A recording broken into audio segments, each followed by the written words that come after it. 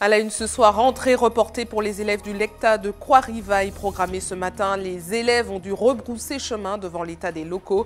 Ils n'avaient visiblement pas été nettoyés depuis la rentrée. Les parents d'élèves de Fort-de-France ont manifesté leur ras-le-bol ce matin. À peine une semaine de cours n'a pu être assurée à leur enfant depuis la rentrée. Ils réclament une issue rapide à ce nouveau conflit social qui a commencé depuis lundi. Les Roms martiniquais défavorisés au profit de ceux de la Guadeloupe. C'est la crainte des professionnels de la filière qui accueille de façon mitigée l'augmentation du contingent fiscal des Roms venus des DOM. Et puis en sport, la sélection de la Martinique pour les Cariftas triathlon est partie ce soir à destination de la Barbade. Nos athlètes affronteront ceux de 20 nations différentes. Bonsoir à tous, heureuse de vous retrouver dans cette tranche info que vous pouvez suivre en direct sur Facebook. Elle était très attendue mais ne s'est pas du tout passée comme prévu. La rentrée au lycée du LECTA de Croix-Rivaille a provoqué la colère des parents d'élèves aujourd'hui. Des déjections d'animaux dans les salles de classe, une cour non entretenue. Après plusieurs semaines de blocage, le site semble ne pas avoir été nettoyé. La rentrée a donc été reportée. Reportage de Louis Sabas. Rentrée avortée au lycée de Croix-Rivaille. L'établissement ne serait pas prêt à accueillir les lycéens selon certains parents qui décident pour des raisons de sécurité de ramener leurs enfants à la maison. Nous avons trouvé des crottes de rats, de chauves-souris, des urines de chauves-souris et nous ne pouvons pas accepter cela. J'ai vu les herbes, je me suis dit non, c'est impossible qu'un enfant puisse rentrer dans un établissement avec autant d'herbes. Alors, est-ce que ce sont des élèves qui sont rentrés à l'école? Est-ce que ce sont des moutons ou des cabris ou des bœufs qui vont bouter les herbes? Les salons sont nettoyés, mais pas désinfectés. Les armoires ne sont pas nettoyées, donc nous sommes en colère. Donc il a été décidé, nos parents, de ne pas accepter que les enfants restent ici dans ces conditions. Un moment qu'attendaient élèves et parents après plusieurs semaines de retard sur la reprise des cours. C'était le cas pour Alicia. Elle, comme beaucoup d'autres, voit sa rentrée gâchée et s'inquiète pour le reste de son année scolaire. J'espère que je ne vais pas regretter d'être venue dans ce lycée. On a le bac à la fin et comme on le sait tous, le bac ça ne rigole point. Et quand on regarde la rentrée qu'on a eue, c'est pas bon. L'incident provoque deux réunions entre parents d'élèves, syndicats et la nouvelle direction de l'établissement. Cette dernière affirme que les choses ont été faites au mieux après plus d'un mois de blocage du site. Le but, c'est que pour la rentrée, les classes dans lesquelles ils étaient soient propres. Donc c'était le but. Après, il y avait d'autres classes qui n'étaient pas utilisées et qui auraient été nettoyées dans le temps, quoi. Nous avions mis en place tout un protocole de nettoyage. Nous avions travaillé avec une entreprise extérieure qui avait nettoyé l'ensemble des locaux. Au final, un consensus a été trouvé entre les parties. La rentrée se fera lundi matin. D'ici là, les opérations de nettoyage et de désinfection de l'établissement devront être entièrement réalisées. Et à Fort-de-France, la grève continue depuis 4 jours maintenant. Cumulée avec la mobilisation contre la suppression des contrats aidés, à peine une semaine de cours n'a été assurée depuis la rentrée. Une situation dénoncée par les parents d'élèves qui ont manifesté leur mécontentement devant la mairie ce matin. Voyez les réactions recueillies par Guy Raphaël René. On est d'accord avec le mouvement, mais on souhaiterait juste que les négociations avancent et que le mouvement trouve une solution rapidement et que les employés ne soient pas lésés et que nos enfants retrouvent le chemin de l'école parce que même eux sont perturbés et ils ne comprennent pas, ils nous demandent quand est-ce qu'ils vont apprendre, quoi. Donc il y a énormément de mamans qui rencontrent des problèmes. Il y a une maman dans l'école où on est qui avait trouvé un emploi en septembre, ça faisait 5 ans qu'elle ne travaillait pas. Et elle était en période d'essai et son patron lui a dit « Excusez-moi madame, mais je suis obligée de vous renvoyer parce que ça ne va pas pouvoir continuer comme ça ». Donc on est d'accord avec les revendications, mais on souhaiterait tout simplement que ça s'accélère aussi bien pour eux et que pour les enfants, quoi. Malheureusement pour les parents qui ont des enfants qui ne peuvent pas manger à la cantine et dans la crèche, mais c'est le maire de Fort-de-France qui est responsable des crèches et des cantines et de l'école. On pense à nous, honnêtement, qu'on a décidé hier soir et tout est dans aujourd'hui, sauf que le maire a changé en chemin et on ne peut pas continuer sans un document écrit du maire. Qu'est-ce qui coince alors? Tous les points sont actés, nous sommes d'accord sur tous les points, sauf que le maire est revenu sur la décision de faire un recadrage pour le handicap. On n'a jamais demandé le départ du handicap. Jusqu'à maintenant, on est là. Maintenant, s'il faut demander son départ, on peut le faire aussi. ce n'est pas de notre appétit de demander de licencier des gens. Nous, on demande un recadrage écrit. Et le maire avait dit oui mardi, et il a dit ça sur une chaîne de télévision. Maintenant, il est revenu sur sa décision. On est en attente de voir s'il reprend les négociations pour qu'on puisse trouver un terrain d'entente pour arrêter le mouvement. En attendant, la grève continue. La grève continue jusqu'à nouvel ordre, puisque le protocole n'est pas signé. Donc, le point d'achoppement, c'est ce courrier de recadrage. Il refuse de le faire, et bien nous sommes en grève jusqu'à nouvel ordre. Et notez que les négociations entamées cet après-midi sont suspendues à l'heure où nous parlons. Quoi qu'il arrive, les écoles ne devraient pas rouvrir demain compte tenu du nettoyage qu'il faudrait effectuer. L'Union européenne autorisera bientôt la France à augmenter le contingent fiscal des Roms des DOM. En gros, le volume de Roms exportés pourrait être plus important. La nouvelle mesure, qui pourrait paraître être une excellente nouvelle pour nos professionnels de la filière, est accueillie en demi-teinte. La Martinique pourrait être désavantagée au profit de la Guadeloupe en cause des quotas inégaux entre les DOM. Explication d'Anaïs Gall. Chez Saint-James, on exporte vers l'Hexagone à peu près 2 tiers de notre rhum. 2 tiers, soit 4 500 000 bouteilles. C'est dire si l'enjeu est de taille pour cette distillerie. Ici, comme sur la plupart des autres sites de production de Martinique, le rhum bénéficie de l'appellation d'origine contrôlée. Le label AOC, que le rhum martiniquais est le seul au monde à détenir, alors difficile pour ses fabricants de voir leur quota d'export limité au profit de la Guadeloupe. C'est la Martinique qui, depuis les années ancestrales, a toujours été vers le rhum, puisqu'il ne faut pas oublier qu'en Martinique, c'est très particulier. On a plus de distilleries que de sucreries, une seule sucrerie, donc c'est bien une image de ce qui s'est passé. Et dans les années Monroy, d'ailleurs, le gouvernement avait dit la Guadeloupe et les autres îles, ce seront le sucre et la Martinique restera sur le rhum. Donc, dès le départ, on nous a donné cette option. On ne peut pas nous reprocher maintenant d'être devant les autres puisqu'on est parti. Et nous, cette option, on l'a jouée qualitative en mettant l'AOC en avant. Au cœur de la polémique, la création d'un quota additionnel qui ne s'appliquerait pas de manière égale à tous les départements d'outre-mer. La Guadeloupe verrait augmenter son volume exporté de près de 25%, alors que notre île ne bénéficierait que de 15%. Pour les planteurs martiniquais, cette décision peut être lourde de conséquences. Ça va nous ralentir dans notre progression. Ça va limiter nos investissements, ça va nous empêcher d'augmenter nos surfaces d'environ 150 hectares et de produire de la richesse, donc de créer des emplois. Ce n'est pas parce que nous n'avons pas, je ne sais pas moi, autant de députés en marche à la Martinique qu'il faille quand même prendre des décisions sans être bien informés de la situation et de l'historique.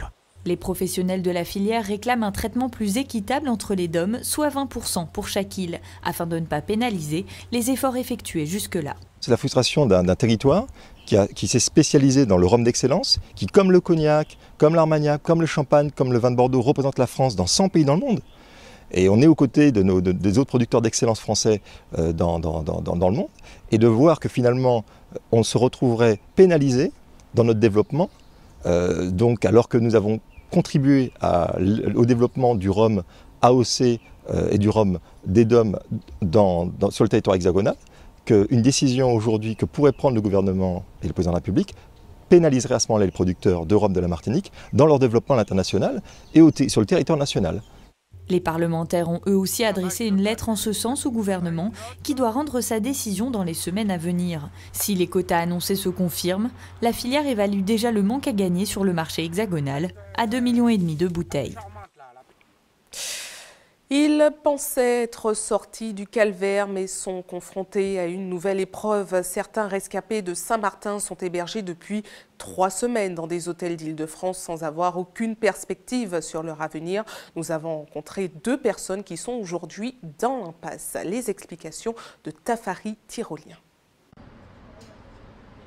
Suite à l'ouragan Irma, Schubert et Civil sont allés en Martinique, puis ont atterri dans cet hôtel tout près d'Orly. Après 3 semaines de galère, ils ne savent toujours pas de quoi leur futur sera fait. On veut quelque chose de pérenne pour pouvoir organiser notre vie. Parce qu'on a déjà tellement souffert avec le passage d'Irma. Donc maintenant, ça c'est encore une autre souffrance pour nous. Parce qu'on est dans l'expectative, donc on ne sait pas qu'est-ce qui va se passer. Dans cet hôtel, les sinistrés se sentent livrés à eux-mêmes. Et cela malgré l'association missionnée par l'État pour leur venir en aide. Les nous venons là, nous pensons que nous avons besoin de bitin. Et puis les nous venons, il y a beaucoup de linge, je te compte bail, mais ce n'est pas bon linge, c'est des vieux vêtements et ils n'ont pas qu'à servir nous. Et puis nous disons comme ça que nous ne pas prendre parce qu'ils ne sont pas bons. On a une autre vision de la France quand on est aux Antilles ou dans le reste du monde, quoi. Et là, on est choqués. Un sentiment d'abandon partagé par Madame Dor, qui est arrivée en Hexagone avec ses 2 fils, dont un qui doit passer le bac au mois de juin. J'attendais une bonne réponse pour mon enfant plus à l'école, parce que ça fait 15 jours on est là et on a dit attends, j'étais pas vraiment, j'étais inquiet là. De l'incompréhension et de l'inquiétude. Demain, des réponses concrètes seront attendues, mais une chose est sûre, l'hébergement à l'hôtel ne sera que temporaire.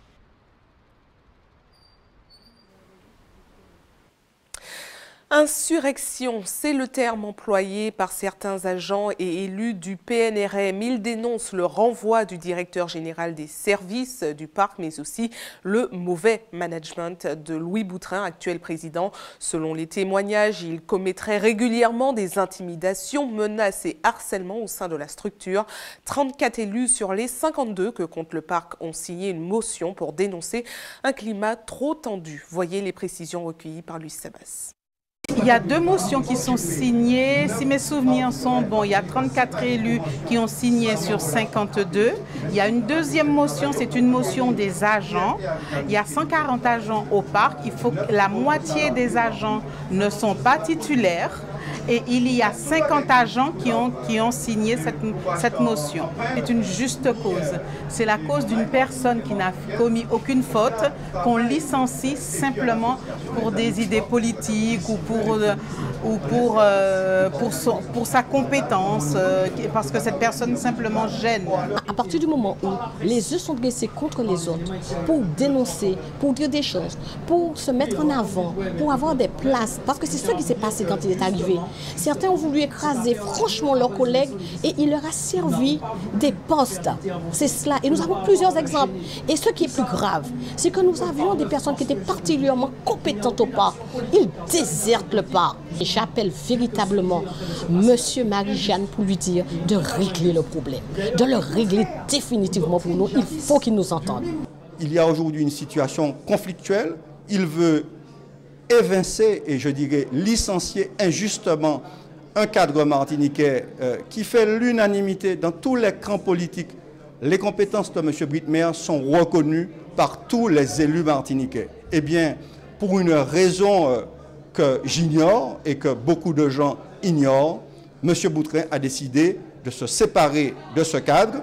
Il appartient, pour apaiser les choses, à M. Boutrin de convoquer dans les meilleurs délais le comité syndical pour que nous ayons un débat clair sur les perspectives du parc. Voilà d'abord ce que nous lui demandons, qu'il y ait un dialogue qui se déroule sereinement entre toutes les composantes aujourd'hui du comité syndical.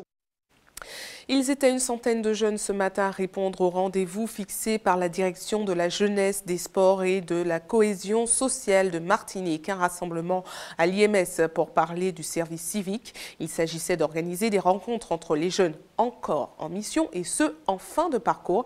Guy Raphaël René s'est rendu sur place. Regardez. Volontaire du service civique, Kidzi s'est engagé en octobre 2015 pour achever sa mission de chargée d'animation éducative au CLAJ en juin 2016. Aujourd'hui, elle prépare un diplôme d'assistance de service social et est venue faire part de son parcours aux autres jeunes. Cela m'a apporté beaucoup plus d'assurance, déjà, premièrement. Ensuite, j'ai pu développer des compétences que je n'avais pas acquises dans mon parcours. Et aujourd'hui, je peux dire que grâce à ce service civique et à tout le parcours que j'ai eu derrière, je suis prête à aller de l'avant, à m'investir dans mon travail, que ce soit personnel ou autre, et à aller vers les gens aussi pour pouvoir les aider, les conseiller, voire même les orienter. Créé en 2010, le service civique a déjà recruté plus de 130 000 volontaires à l'échelon national pour des missions d'intérêt général au sein d'associations ou de collectivités. Son ambition ? développer la citoyenneté et favoriser l'insertion professionnelle. C'est aussi bien des associations dans le domaine culturel que du sport, que de l'animation, que dans des collectivités type municipalité. Bien évidemment, une expérience de service civique, c'est toujours un plus par rapport à un candidat lambda, parce que ça démontre quand même qu'il a la capacité de s'investir dans un projet, de travailler bien souvent en équipe, d'être respectueux d'horaires, de contraintes liées au travail, et c'est toujours un bon plus dans un CV par rapport à quelqu'un qui n'aurait pas fait de service civique. En général, tous les jeunes qui sont passés chez nous et qui recherchent un emploi sont 95% déjà en emploi ou en formation ou retour à l'université. Prévu sur une durée de 6 à 8 mois, le service civique se destine aux 16-25 ans qui ont droit à une indemnité de 577 € par mois pour des missions qui peuvent s'effectuer sur le territoire français ou à l'étranger. En 2016, il y a environ 750 jeunes qui ont été recrutés, donc qui ont bénéficié de ce dispositif. Donc c'est un plus pour la population martiniquaise. Et en 2017, nous avons un objectif de 1000 services civiques. Depuis 2010, plus de 3000 jeunes martiniquais ont pu accomplir une mission de service civique dans une structure locale, soit 3% du volume national. Welcome à la maison, c'est le nom du premier salon conçu pour les loueurs touristiques saisonniers. Pour en parler, nous recevons Madly Sheninking, qui est l'organisatrice du salon. Bonsoir à vous. Bonsoir. Merci d'avoir accepté notre invitation. Alors, c'est un salon à destination de tous ceux qui ont déjà des appartements ou des chambres à louer. Alors, que vont-ils trouver sur place ? Alors, Welcome à la maison, c'est en effet un salon qui s'adresse à tous ceux qui accueillent des touristes chez eux. Donc, qu'il s'agisse de gîtes, de villas, de meublés, de studios ou d'appartements. Et sur place, pendant toute la journée, ils vont trouver 4 conférences thématiques sur des thèmes variés qui vont de l'hébergement insolite au tourisme de luxe, par exemple, ainsi que 8 ateliers sur 4 thématiques, là encore. Le marketing, donc comment se faire connaître, comment fixer ses prix. Tout ce qui concerne les finances, donc à quelle subvention ai-je droit, comment faire mon business plan. Tout ce qui concerne la qualité, donc avec l'aménagement d'intérieur, le design, et puis tout ce qui concerne enfin l'administratif, avec la partie juridique et les impôts et la réglementation. J'imagine que ça va également intéresser ceux qui hésitent encore à se lancer dans la location saisonnière. Que diriez-vous? Quelles sont les clés pour commencer une location saisonnière, pour bien démarrer? Alors, ça dépend de comment on veut faire les choses. Si on veut faire les choses bien, il faut d'abord être bien informé, parce que bien souvent, la réalité quotidienne des loueurs saisonniers, elle est difficile. Ça demande des contraintes horaires, ça demande de la disponibilité. Donc, la première étape, c'est vraiment de s'informer, de ne pas hésiter à poser des questions à des personnes qui font déjà ça. Et puis, la deuxième étape, certainement, c'est de trouver le bon positionnement pour son bien. Est-ce qu'on veut se positionner plutôt sur du tourisme haut de gamme, proposer un bien plutôt haut de gamme? Est-ce qu'on veut positionner son bien surtout sur du rural? Donc, voilà, essayer de bien voir ce qu'on propose. Alors, est-ce qu'on peut se lancer seul ou il vaut mieux faire partie d'une association telle que Gîtes de France ou Clé Vacances Alors, on peut se lancer seul et beaucoup de personnes le font en louant d'abord un petit bas de villa et puis ensuite ça se transforme. Mais c'est sûr qu'être accompagné par une association comme les Gîtes de France ou un label comme Clé Vacances, ça aide parce que ça permet d'avoir des témoignages, des retours d'expérience et puis de l'aide technique sur ce qu'il faut faire et ne pas faire. Alors, parmi les conférences proposées durant ce salon, le haut de gamme, justement, vous en avez parlé, ça s'appelle le haut de gamme mode d'emploi. Alors, où en est le marché haut de gamme en Martinique? Aujourd'hui, le marché haut de gamme n'est pas celui qui est principal, clairement, mais il y a une demande pour ce type de biens dits d'exception ou de biens haut de gamme. Les touristes sont en demande et il y a des offres qui existent en Martinique. Et je pense que c'est un secteur, en tout cas, qui peut se développer. Il y a beaucoup de demandes, ça vaut le coup de se lancer dedans?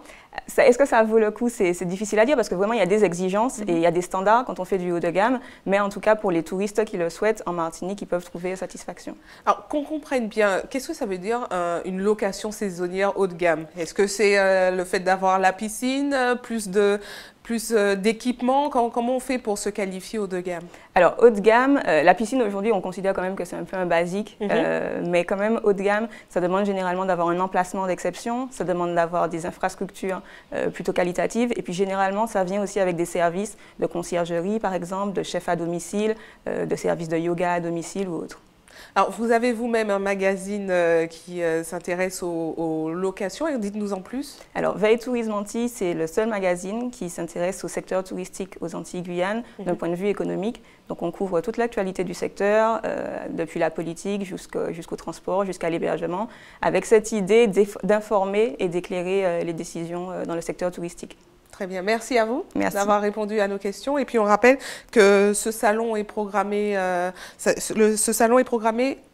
samedi. Ce samedi à l'hôtel Batelière de 9h à 17h30. Et pour s'inscrire en ligne, il faut aller sur www.welcomealamaison.com.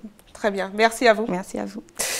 Restez avec nous à suivre. Dans un instant, nous irons en Guadeloupe qui s'organise pour stocker de nombreux déchets verts provoqués par le passage de l'ouragan Maria. Certaines municipalités ont dû mettre en place des décharges provisoires.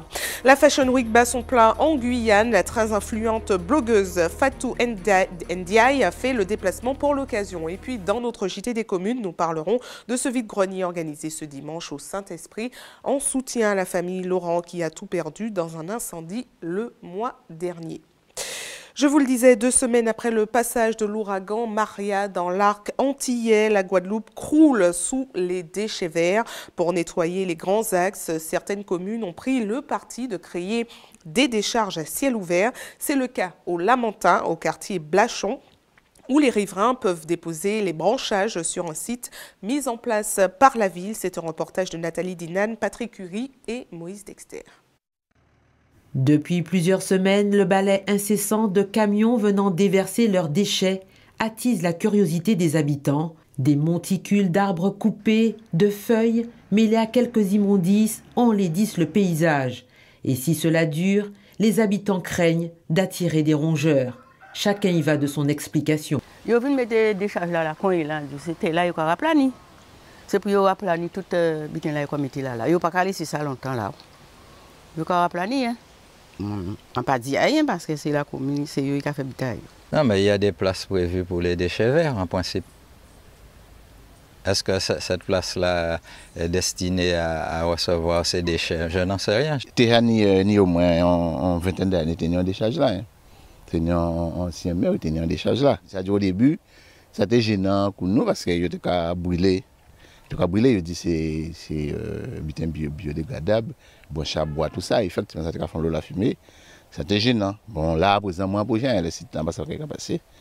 Donc, on sait qu'il y a capoté le butin là, mais c'est pas ça plus que ça. Ce qui les rassure, c'est l'assurance de la municipalité du caractère provisoire de cette décharge à ciel ouvert. Donc, ce sont des gens qui aujourd'hui qui nettoient et qui déposent leurs déchets verts là. Et nous passons derrière récupérer et nous allons récupérer. Mais il faut comprendre que les gens ont besoin de quelque part pour déposer les déchets verts aujourd'hui parce qu'il y a des tonnes et des tonnes de déchets verts partout en Guadeloupe. Et il faut nettoyer au bord des routes et il faut que les gens nettoient autour de leur maison.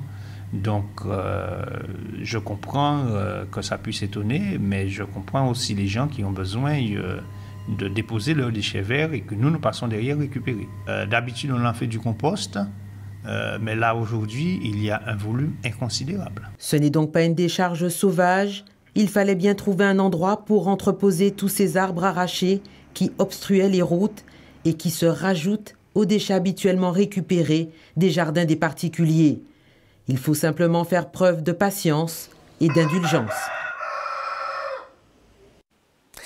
Et la vie reprend peu à peu son cours dans l'île Sœur. Tout est fait par la municipalité de Sainte-Anne pour que la plage très prisée par les touristes retrouve son aspect d'antan, même si pour l'instant, quelques consignes de sécurité sont encore à respecter avant d'en profiter pleinement. Explication de Karine Diama.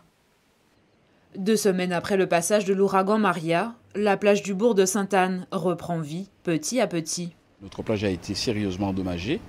Donc rapidement, dès le 21, c'est-à-dire le jeudi après le cyclone, avec un agent du BRGM, nous avons fait un certain nombre de constats.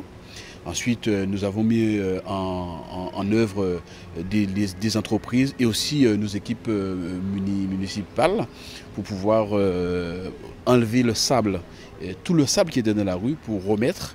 Et nous allons prévoir aussi un réensablement. Mais ça, nous allons le faire de façon quand même méthodique et calculée parce que nous sommes accompagnés par le BRGM, le Bureau de recherche géologique et minière, mais aussi une entreprise que nous avions déjà fait appel parce que nous avons un plan de préservation de la plage. Et donc d'ailleurs, nous avons une réunion cet après-midi pour pouvoir mettre tout ceci en œuvre. Un déploiement de moyens nécessaires à l'approche de la saison touristique. Nous avons entendu qu'il y a pratiquement plus de 300 bateaux de croisière qui vont arriver, enfin non, plus de 300 000 visiteurs de croisiéristes, près de 170 bateaux de croisière. Et donc effectivement, Sainte-Anne, dans le cadre de la Riviera du Levant, que je rappelle quand même que la compétence tourisme a été dernièrement transférée à la communauté de l'agglomération. Il y a un office de tourisme dont le président est Franck Baptiste. Et donc, en accord avec l'office de tourisme intercommunal, nous avons travaillé, d'ailleurs, nous avons une séance de travail d'ailleurs avec mon service et l'élu en charge d'ailleurs qui fait partie du comité directeur de l'office de tourisme pour pouvoir accueillir les visiteurs dans les meilleures conditions, bien évidemment, la plage qui est le lieu incontournable. Si certains profitent déjà du nouveau visage de la plage, certaines consignes de sécurité sont encore à observer. Oui, on peut dire qu'il y a quelques consignes, dans la mesure où on voit qu'il y a, c'est toujours un peu un chantier, le sable n'est pas encore totalement étalé. En tout état de cause, nous demandons la plus grande prudence à l'ensemble de nos visiteurs, parce que nous avons encore quelques petits travaux à effectuer. La plage du Bourg sera totalement accessible d'ici 2 semaines. Direction la Guyane maintenant qui organise en ce moment sa Fashion Week, un rendez-vous privilégié par tous les professionnels de mode venus de plusieurs pays. Parmi ceux qui ont fait le déplacement, l'une des plus influentes blogueuses du moment, Fatou Ndiaye. Gaël Wassim l'a rencontrée. Regarde. Voici Fatou Ndiaye, 40 ans, créatrice du blog Black Beauty Bag. Son smartphone, l'extension de son bras. À son compteur, plus de 100 000 followers sur Twitter, 130 000 mentions j'aime sur son compte Facebook, une communauté d'internautes qu'elle s'est forgée en 10 ans de blogging. Fatou Ndiaye est une influenceuse de tendance. Aujourd'hui, tous les blogueurs ne sont pas influenceurs. On parle d'influence quand, par exemple, on parle d'un produit et qu'il génère des ventes, qu'il est sold out. Être influenceur, c'est aussi être prescripteur de tendance, c'est-à-dire voir les choses avant qu'elles deviennent établies ou à la mode. C'est aussi, on peut être aussi influenceur par sa façon de communiquer, sa façon de dire les choses, les sujets, les débats.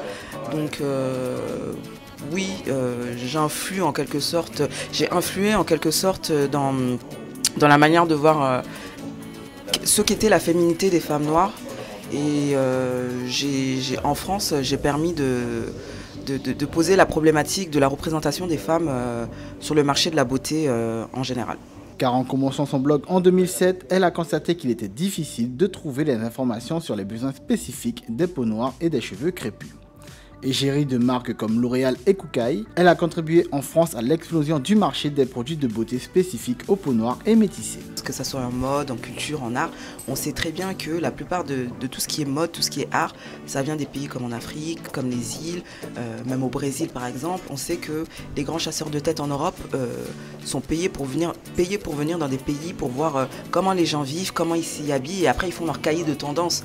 Et on a l'impression que quand eux ils reprennent ce que nous on a connu depuis des siècles, ça devient tout d'un coup hype, tendance. Nous aussi on crée, on a nos choses. Regardez ce qui se passe et arrêtez de croire que tout se passe en Europe. Invitée de la 5e édition de la Guyane Fashion Week, Fatou Ndiaye transmet ses connaissances en matière de gestion des réseaux sociaux. Internet a remplacé pratiquement tous les médias d'origine. C'est vrai que tout le monde est connecté sur Internet, tout le monde a son smartphone, tout le monde a son ordinateur. Donc, et on sait qu'il y a plein de blogs qui naissent, il y a plein de gens qui veulent, à travers Internet, partager leurs connaissances, partager leur savoir. Et c'est vrai qu'il y a des modes de communication et mon atelier de samedi sera dirigé sur ces méthodes-là. Fatou Ndiaye sera présente au défilé final de la Fashion Week samedi à la ZAC Hibiscus. Place au sport maintenant avec la sélection de triathlon de Martinique qui a quitté l'île ce soir en direction de la Barbade. Elle participera les 7 et 8 octobre prochains à la première édition des Carifta de triathlon où plus de 20 nations seront représentées. Un challenge pour nos athlètes qui font leur premier pas dans la discipline. Reportage de José Le Cherti. On part en mission, on ne part pas en vacances. OK? Donc, il faut que ça donne. Dernière mise au point pour la sélection de Martinique de triathlon. À 14 ans pour la plupart, ces athlètes s'apprêtent à relever le premier défi international de leur jeune carrière. Le triathlon, une découverte récente pour eux. Je me lançais vraiment sans savoir ce que c'était, mais après j'ai beaucoup aimé parce que j'avais déjà à la base la natation que j'aime beaucoup. Dès que j'ai fait les stages de triathlon, je me suis tout de suite accrochée. Franchement, j'ai adoré ça. Ça va, je gère. Parce que je fais tout le temps du vélo avec mes parents et de la course à pied, j'en faisais aussi quand j'étais petite. Cette équipe de nageurs n'a que 4 mois d'entraînement au compteur dans les autres disciplines, vélo et course à pied, mais elle compense par une motivation sans faille. Mon objectif, c'est de faire le meilleur résultat que possible au Carifta, surtout que c'est la première édition. C'est une fierté de représenter la Martinique. On va donner le meilleur de nous-mêmes pour représenter notre île et faire des podiums si possible. Comme on est les premiers, ça donne une certaine pression. Il faut qu'on donne tout pour peut-être encourager ceux qui veulent faire du triathlon à faire l'année prochaine. Allez, on rattrape. Mais le véritable moteur du groupe, ce sont les parents. On les pousse énormément au niveau sportif. Quand effectivement ils ont découvert le triathlon, ils ont tout de suite accroché. Le fait de justement de pouvoir associer voyage et compétition sportive, pour eux c'est vraiment extraordinaire. Et nous aussi, donc on les accompagne donc pour cette compétition et on est fiers d'eux. C'est la récompense du travail, commencé depuis juin et puis commencé depuis la natation il y a des années. Donc c'est une première étape pour elle. Donc je trouve ça bien. Une première édition qui opposera la sélection de la Martinique à 28 autres nations, dont le Canada, Antigua, la Grenade, la Jamaïque, les Bahamas, Trinidad et Tobago et la Guadeloupe. On ne connaît pas le niveau des adversaires. Par contre, la Guadeloupe, je sais qu'ils sont déjà très en avance parce qu'ils ont un pôle triathlon en Guadeloupe et eux, ils sont déjà un peu plus en avance que nous. Lina, Inès, Adriel, Inès, Nathanaël, Fauzi, Hervé et Axel partent ce soir et reviendront la semaine prochaine, les valises peut-être chargées de médailles. Il y a de la détermination. Et c'est le moment de jeter un coup d'œil sur ce qui se passe dans vos quartiers. Place à votre JT des communes.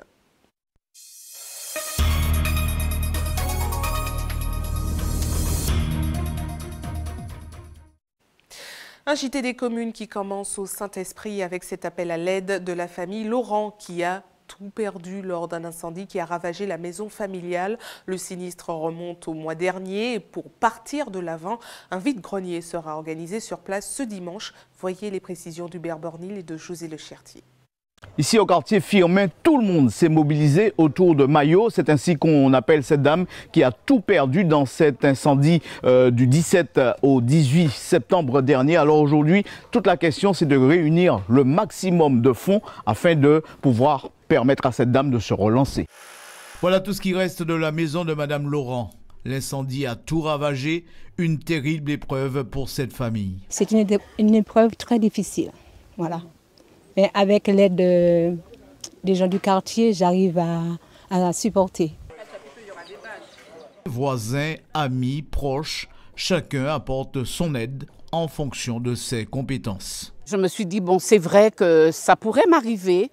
Donc ce matin, j'ai laissé mon commerce fermé pendant quelques heures et je me suis dit, j'y vais. Si je peux aider, pourquoi pas. Sur place, des agents des services techniques de la mairie ont placé des chapiteaux et s'occupent de l'installation électrique en vue de la journée de solidarité prévue dimanche. Nous prévoyons une journée porte ouverte le dimanche 8 octobre, donc ce dimanche, où effectivement ce sera l'occasion où nous invitons la population à venir exprimer leur générosité en achetant tout ce que nous allons proposer. Alors, donc il y aura effectivement un vide-grenier, puisque, comme vous avez peut-être dû voir, que ce soit les habitants du quartier, mais les commerçants de la commune et d'ailleurs, sont venus nous apporter des dons que nous allons revendre et la recette sera entièrement reversée à Mayo. En tout cas, il ne faut pas oublier ça, dimanche, bon matin, il faut que tout le monde vienne, il y aura des artistes, vous l'avez compris, la solidarité va s'exprimer pleinement et puis il n'est pas difficile de trouver cette maison puisque c'est là où il y a le plus beau jardin, regardez. Information pratique avant de refermer cette édition à l'attention de ceux qui souhaitent faire un don de sang demain. Notez qu'une collecte sera organisée de 13h à 18h sur le parking de la Grande Récré à Cocotte du Cos. Comme chaque jour ouvré, une équipe sera également à votre disposition de 9h à 16h à la maison du don au CHU Pierre Zobda-Kittmann au quartier Laménard à Fort-de-France. Et c'est la fin de votre journal local et régional. On se retrouve dans une poignée de secondes avec Régine Germani et son émission en tchèque PIA. A tout de suite.